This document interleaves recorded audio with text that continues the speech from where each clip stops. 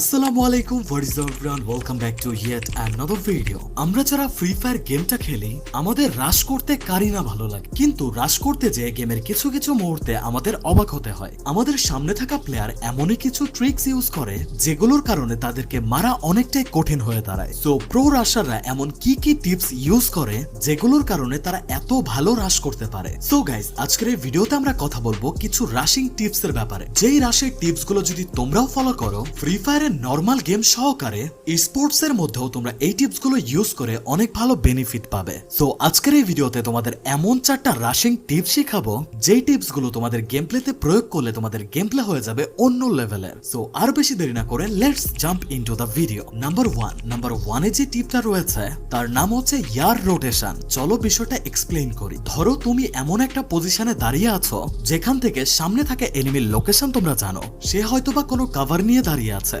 এই মুহূর্তে তোমার কাছে ওয়ালও খুব একটা নেই এবং এনিমিও পিক দিতে যাচ্ছে না। সেই মুহূর্তে তোমরা এই টিপসটা অবলম্বন করতে পারো। তার জন্য তোমাদের যেটা করতে হবে, তোমরা যে কভারে দাঁড়িয়ে থাকবে সেইখান থেকে কোনো কিছু না চিন্তা করেই সোজা একটা দৌড় দিতে হবে, এবং যেই মুহূর্তে তুমি বুঝতে পারবে সামনে থাকা এনিমিটা তোমাকে ফায়ার করতে যাচ্ছে, ওই মুহূর্তে লাফ দিয়ে হাওয়ার মধ্যে একটা রোটেশন করতে হবে। এরপর একটা ফায়ার দিলেই দেখবে এনিমি ওইখানেই শেষ। এই টিপসটা কার্যকরী এই কারণে, কেননা তোমার সামনে থাকে এনিমি যখন তোমাকে দেখবে তুমি সোজা দৌড়িয়ে আসছো, তখন এনিমির মাসল মেমোরি এমন ভাবেই কাজ করবে